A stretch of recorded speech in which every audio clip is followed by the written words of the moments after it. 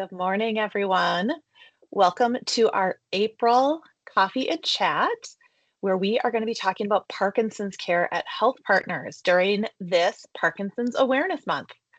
I'm Amy Homestead.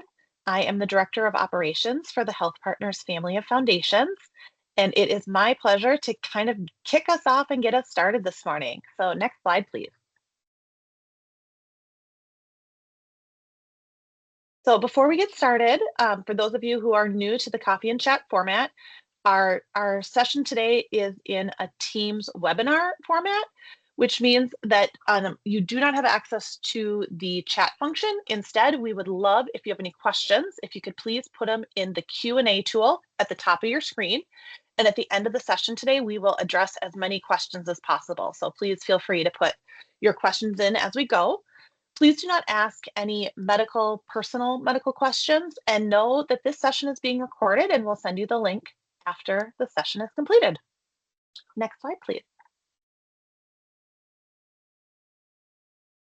So today we are talking about the work of Parkinson's across the Health Partners Foundation and Health Partners systems.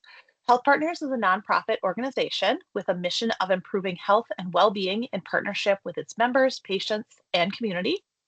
As an integrated system of care and coverage, Health Partners operates hospitals, clinics, a health plan, research, and education institute. We serve more than 1.3 million patients in Minnesota and Wisconsin.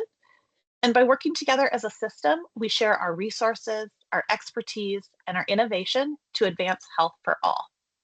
Next slide, please. It's my pleasure to introduce our speaker for today. Joan Hlas is the manager of the Struthers Parkinson Center.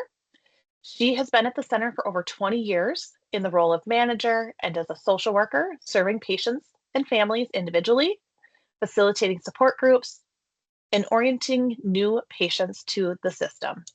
Joan has presented at numerous patient, family, and professional conferences, both locally, regionally, and nationally, helping to provide education and awareness of Parkinson's.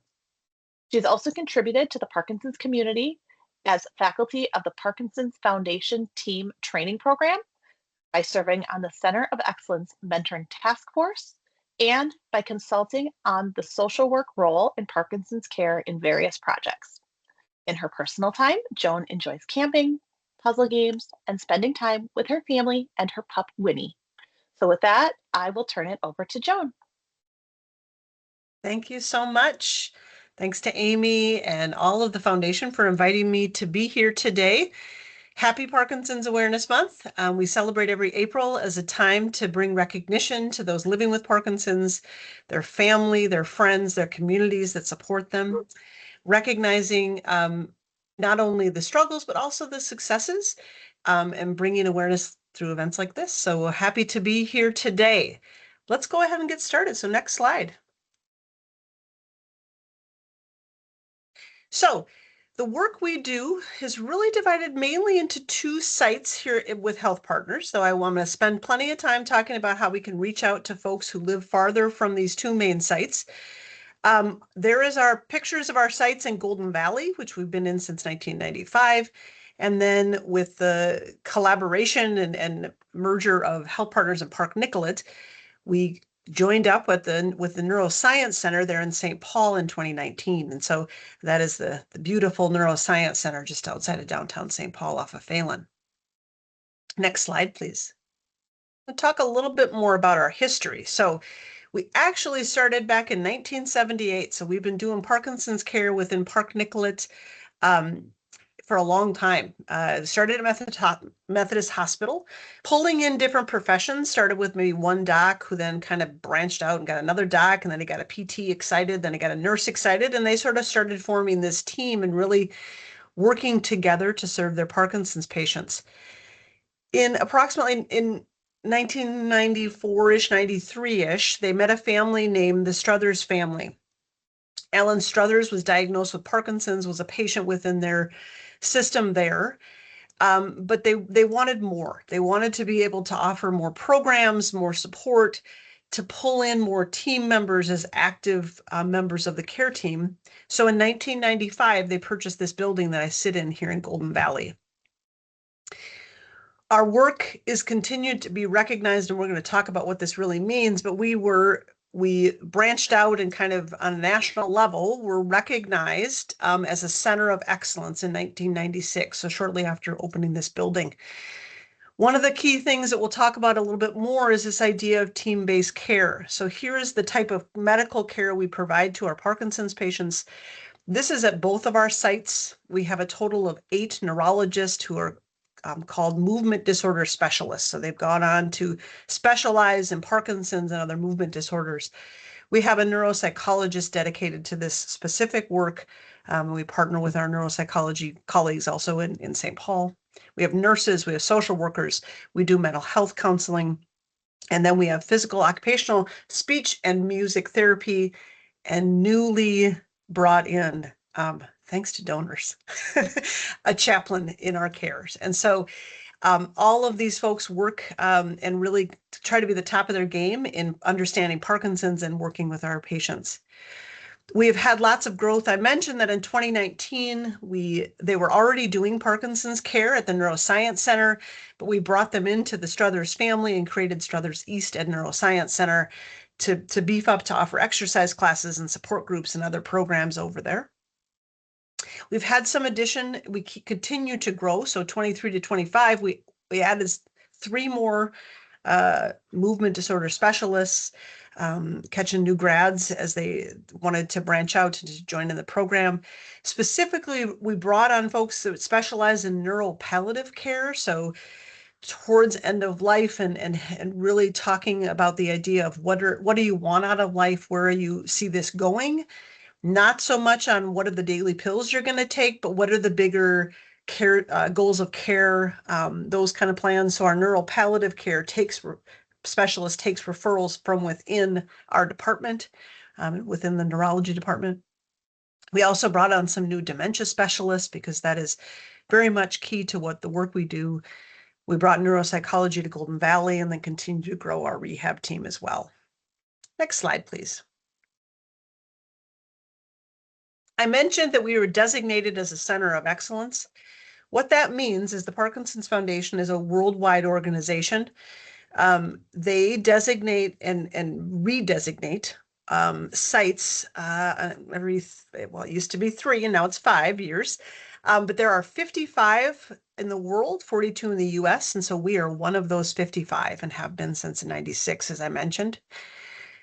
I use this often to describe the work we do. So there's 3 pillars to the work. We do team-based care. I talked about those team members. I'll talk a little bit more about what that means and how we can reach beyond the walls of Golden Valley and St. Paul. We do research. Again, research is within both of our main sites.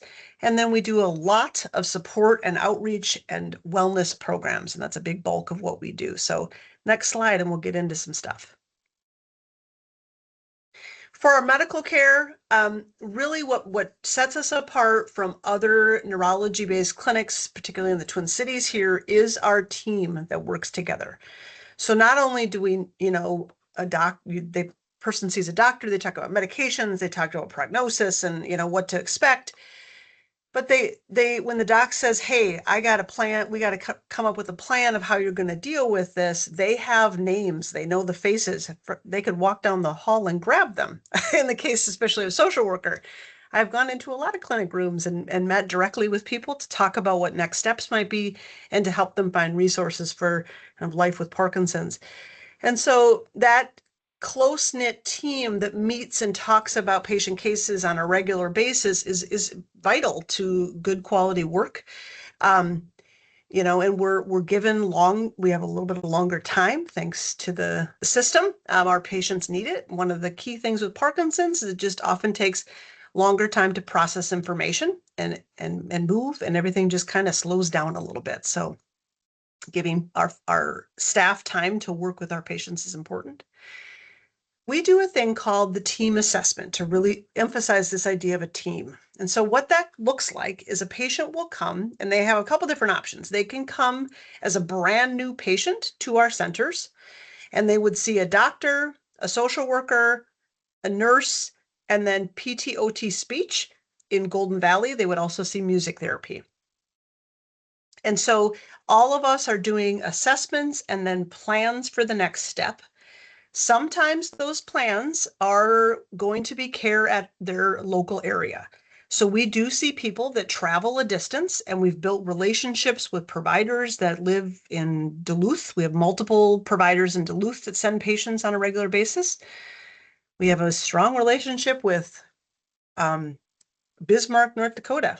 In fact, there's a support group there that gives travel stipends to people traveling to our center to come to our team assessments. But certainly other, Mankato area docs will send people to, and then within HealthPartners, we're working on a regular basis to try to get people to make sure they understand the work we do, not necessarily taking over local care, but being the expert consultation people that can help develop care plans and help empower patients to work on things on their own, find things in their community that might help them. In our state, we actually have quite a lot of resources on exercise classes and support groups. So it's also, as a social worker, I commonly will be like, hey, there's a support group not that far from you, and there's a boxing class not that far from you. Let's tap you into those things. So sometimes we get brand new patients coming in for those team assessments. Sometimes they're follow-up. So they've already met with a doctor in our system, and the doctor says, I really think you should go back and do that team again or for the first time. And so sometimes they're follow-up clinic to the doc. We also do different specialty teams where we're looking at specific types of things. So for instance, there's a surgery called DBS surgery, deep brain stimulation. We have a team that assesses whether someone is appropriate for that surgery. The same, that's what Duopa pump is. Palliative care, again, is really focused on our palliative care specialist, our social worker, our music therapist, and now just newly, she started last week, our chaplain is part of that program, to really look at what are things as you shift towards kind of mid to late stages of the disease course, or you have another disease that's a little bit more rare and more progressive. What are those goals of care? How can we get you that support?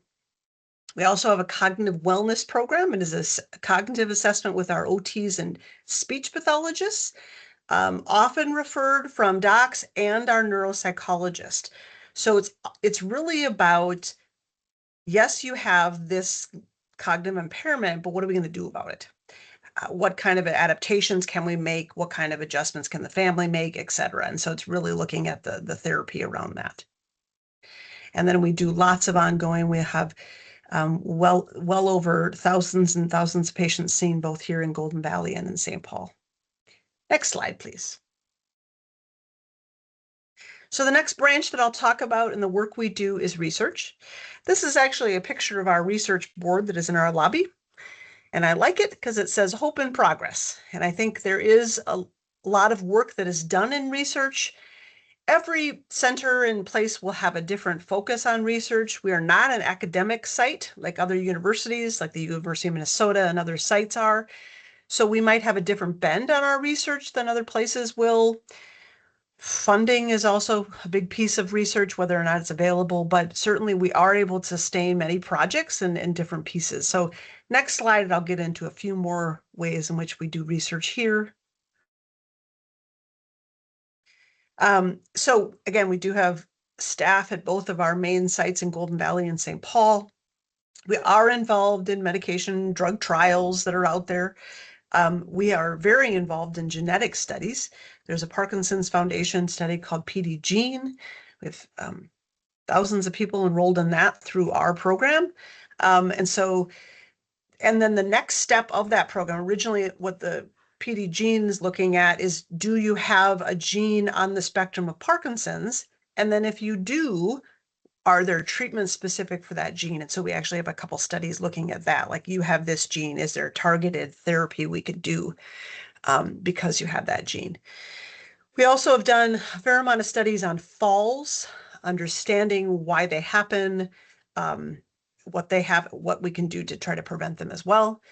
We have currently a study looking at the non-medication treatment of anxiety. in St. Paul. We've done studies on caregivers and trying to better understand and assess the needs of caregivers.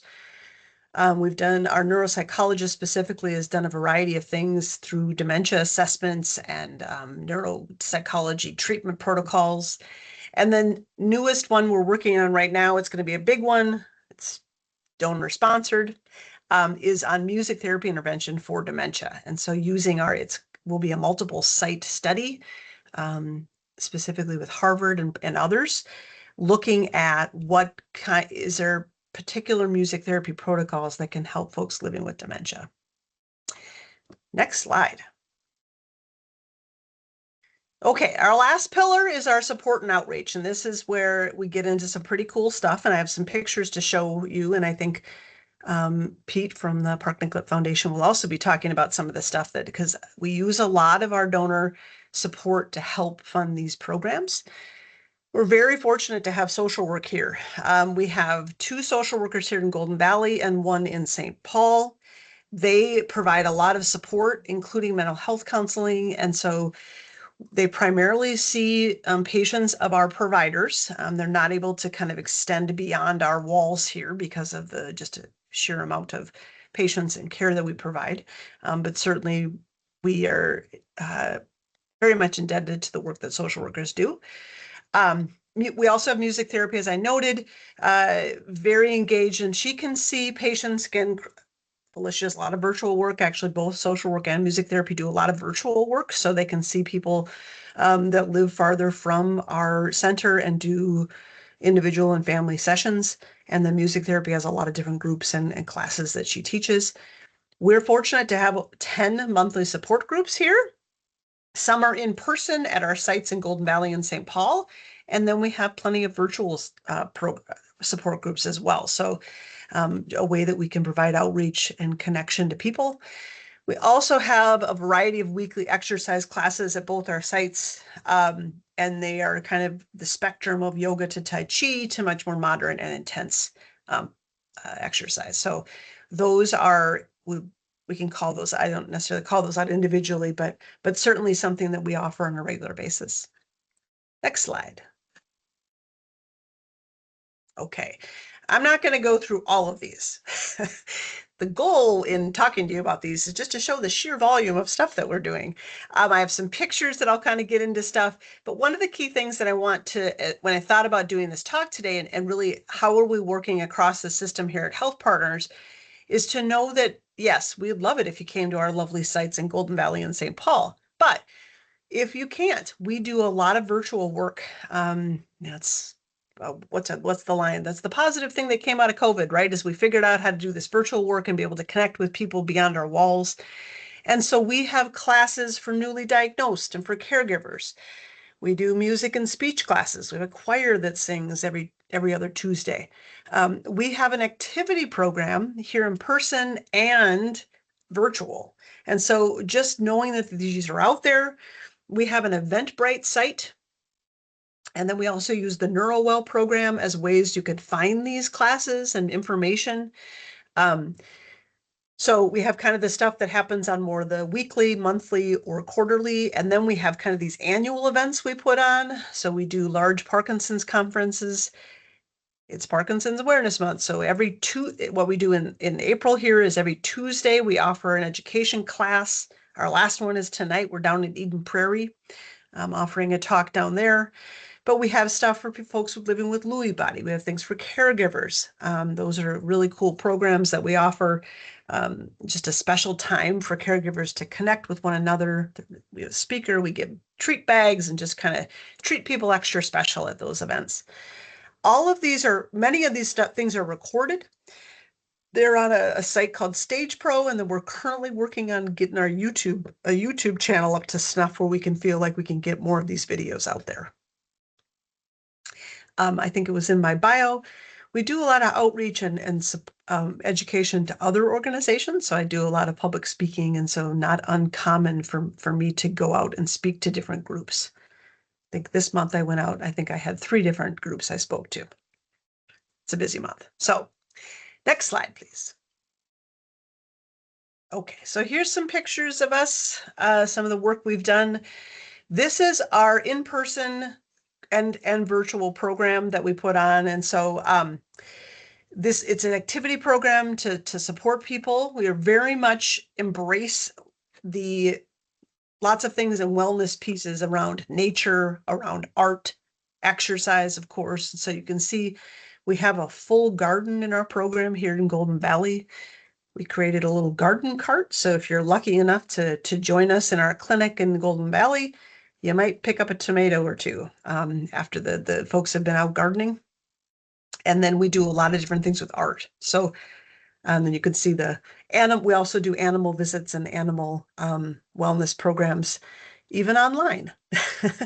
Next slide, please. This one has a few more of our other classes that we do. We have a thing called Arts Cafe, in which quarterly we bring in different art pieces. So, oh, there you go. So that picture there is a gal came in and played our marimba. Our marimba was donated to us from a former patient. The marimba was purchased in 1928. So it is a very old marimba. It's beautiful. And we brought in a professional player so she could actually play it and make it sound good. Now, our music therapist does great with it, but she's not trained in playing of the marimba. Here's just a couple pictures of our exercise classes. We are starting a harmonica class. So that's the group down in the corner with their little harmonicas. And then again, the online groups that we do. Next slide. So these pics are from a fairly new program for us. We started our adaptive rec program, and the idea behind the program was to find activities in the community that people could participate in. So we partner with organizations like Three Rivers Park District. There's a pickleball group that we partnered with, just to give people the idea of they can still do these things despite living with Parkinson's.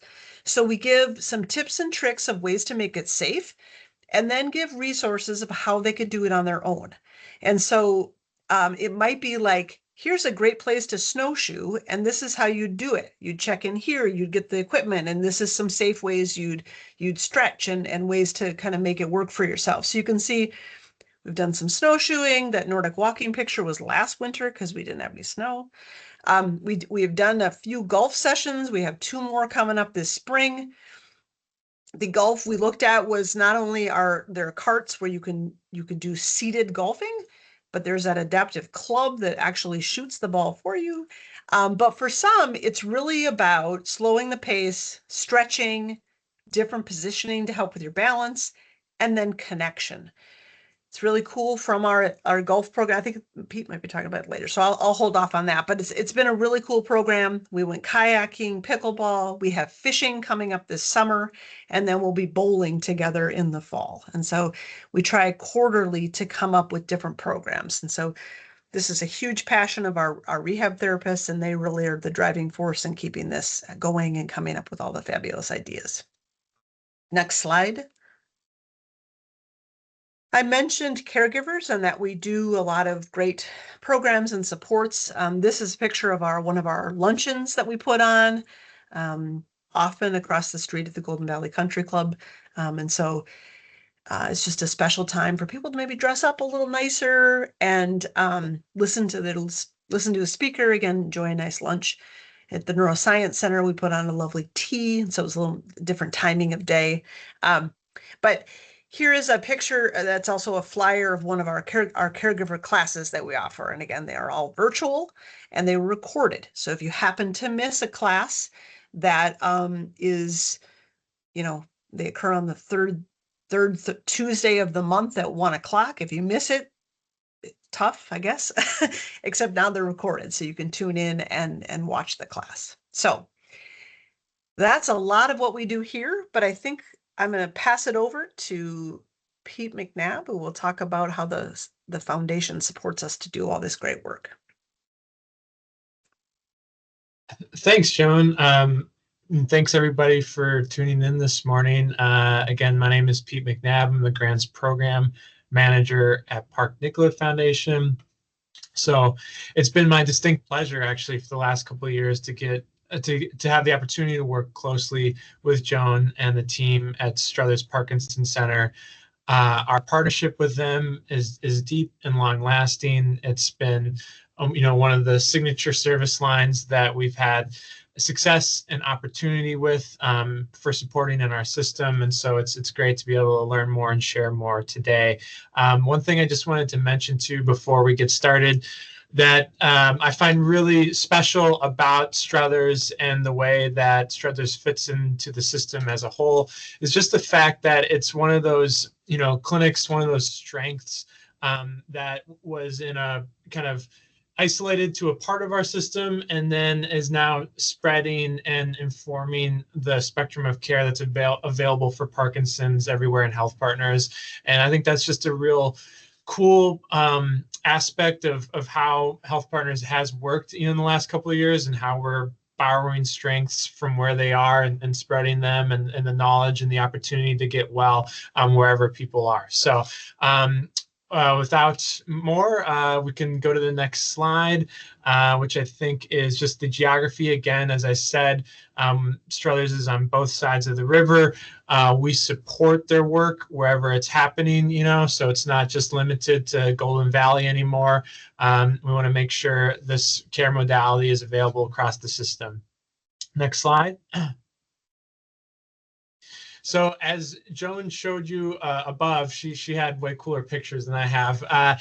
So we support a wide spectrum of activities that are part of the care that folks receive at Struthers Parkinson Center.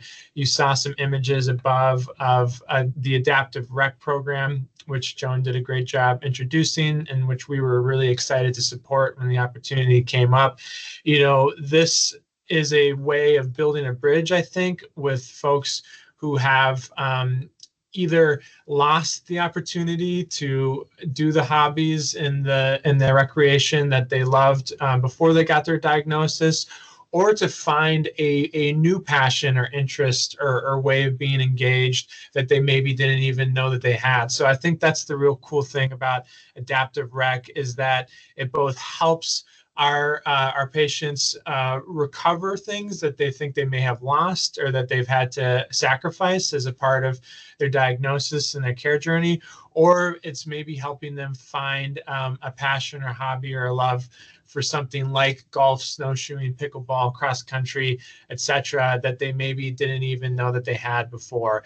And this is, I think, the spirit that is kind of permeates all the different like rec opportunities that we have at Struthers, whether it's the CREATE program, adaptive rec, music therapy, occupational therapy, all these different activities that the foundation has supported and partnered with Struthers to do are really just about more life, more life, no matter what part of the journey these patients are on.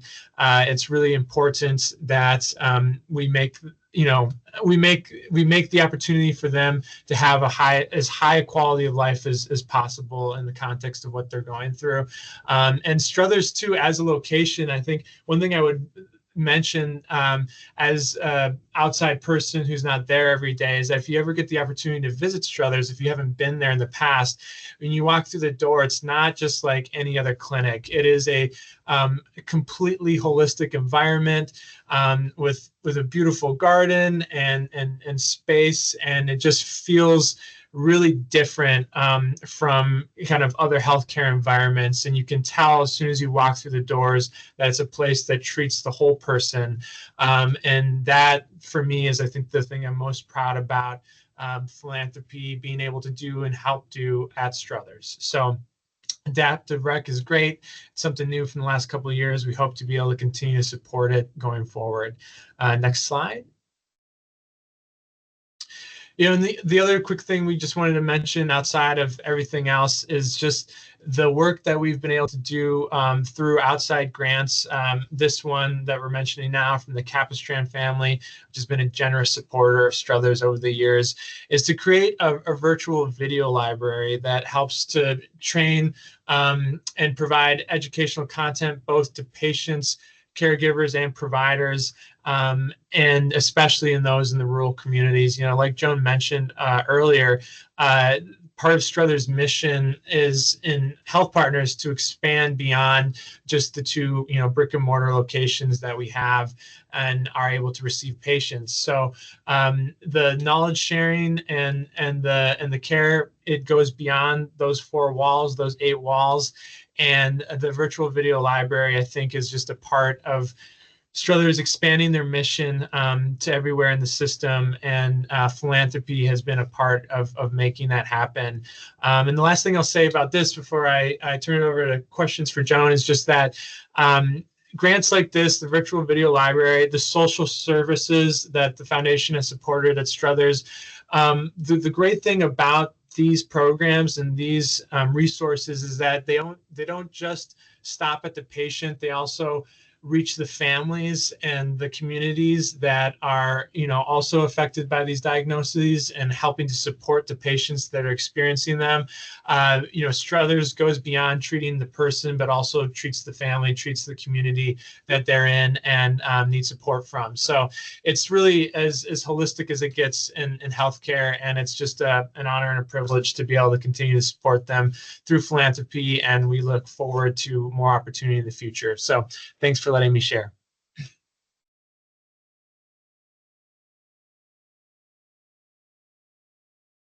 Well, thank you to Pete and to Joan for sharing these updates about the Parkinson's work happening across the system. I now invite you to pop any questions you have into the question and answer box, and we will get those to Joan.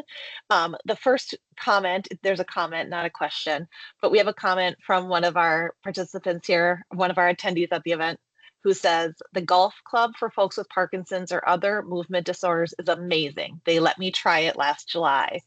So Joan, do you want to speak to that briefly, just what we had at the golf tournament last summer? Yeah, so it's an adaptive club that actually the company that created it, I'm kind of blanking on their name right now. It was in the picture. They gave us a discount on it, so give them props. It's not a cheap club, but essentially what it does is it uses gunpowder and it will shoot your ball. So we had it at our golf challenge that helps us raise funds. And the idea is that you can choose the distance you want, but essentially you aim it and it can do that giant, usually the tee shot, and so, or mid-range drive. But anyway, so it's I think certainly part of golfing with Parkinson's or other limitations, to pull that out would at least get you right where you want to be on the green, and then you can shoot from there. So living with Parkinson's or any chronic illness is about adapting and making adjustments. Still keeps you on the green, still gets you out with people that also love golfing and that support. So I say use it if you need it. So Yeah. Well, my dad does not have Parkinson's, but he's a big golfer, and I can only Yes. imagine what his life would be like if he didn't have golf. So I think to keep that in people's life is huge. Yeah. Definitely our adaptive rec golf is not necessarily for brand new golfers. It's for those like your dad who are like, oh my gosh, what's this going to mean to my golf life? What's this mean to my time with my friends and other people that you connect with over golf? And so the cool thing about that is that we were able to give passes to a Three Rivers golf course in Plymouth called Eagle something golf. Yeah. Eagle Lake, sorry, little brain fart. Anyways, and so we gave summer passes. The group then brought themselves together so that every Monday morning they were out as a group of folks living with Parkinson's golfing together. And that was very, very important for them. And it just was really cool for us to say, that is awesome. And hey, let's do it again. And that's kind of what it keeps us going and empowers us. So. I do have a question here. If we know someone who has Parkinson's but isn't receiving care from Struthers or HealthPartners system even, can they still participate in the recreational activities or the groups, or do they need to be receiving care from HealthPartners? No, our programs are all open to anyone living in the community. Slight limitations. So some of our staffing, our social work staffing, our music therapy staffing are funded for our program within HealthPartners. So not necessarily those particular services, but any of our exercise classes, support groups, the adaptive rec stuff, all open to anyone within the system. At the Neuroscience Center, our exercise classes are under a NeuroWell program. So they do want a doctor to be able to say it's medically okay for them to attend those exercise classes. So they may need an order from their doctor, but not necessarily a doctor within our system. So we welcome all. And if they want to change care, we'll certainly tell them about it. Well, you sell it with all your great programming. Right. Um, and actually our patients sell it, to be honest with you. Like, I can't believe you're not seeing a doctor here. So anyways. Yes, I believe it. I believe it. What are some of the future needs that Struthers has that you see philanthropy could support? Well, unfortunately, the cost of medical care is, as we all know, an issue. So operationally, we're seeing more need for that. So I mentioned social work, I mentioned music therapy, our chaplain services, a new thing we're just added. So sometimes it is that support to just keep the right type of non-billable support people in the chairs here and doing the work that they can do to really provide to the quality of life. So that continues and has ramped up over the years to be a need for us. But I think certainly we are, Pete mentioned our educational library, video library of videos. We want to continue to expand on that, making shorter videos, more succinct videos. So that's a project of ours. Our building, we did not build this building in 1995. So it is, seen its wear and tear. So there's always going to be building projects and things to expand. We're getting a remodeled front lobby here in Golden Valley. So there's those kind of things. But I think we want to be able to make sure we're supporting patients who need support. So we do have a client assistance program to help pay for things when people are feeling like they can't or stretched too thin to pay for exercise classes and stuff. And so we're seeing an uptick in people applying for that program as money gets a little tighter for all of us in our current economy. So it's those kind of things. And certainly we want to make sure we're still expanding. So growing program as much as we can, offering as much as we can over in St. Paul. And again, the virtual pieces to expand across our system. Great. Well, that's it for our questions now, but if others have questions that they think of, please feel free to email into the foundation. We'll get those questions to Joan. We'll get you connected. We really appreciate your time. I feel so blessed to work for an organization that just has such incredible programs that do such incredible work for patients and families and community. So thank you for coming and thank you for sharing with us today. And I have one last thing, just because you guys got to say nice things about us. I appreciate all the work that the Parkinson Foundation, the Regions, all the foundations do. The work I did as a social worker, the work that we do within Parkinson's, stuff can't happen without the philanthropic support. And we know that insurance and Medicare, all those places don't touch this kind of stuff. And so it's all those things that really bring true quality of life to our people are often supported by philanthropic funding. So I appreciate all the folks, and I know there's a lot of different foundation people. The work you do is amazing, and I appreciate it. So thank you. Thank you. Thank you. And have a great day, everyone. Thank you. Bye-bye.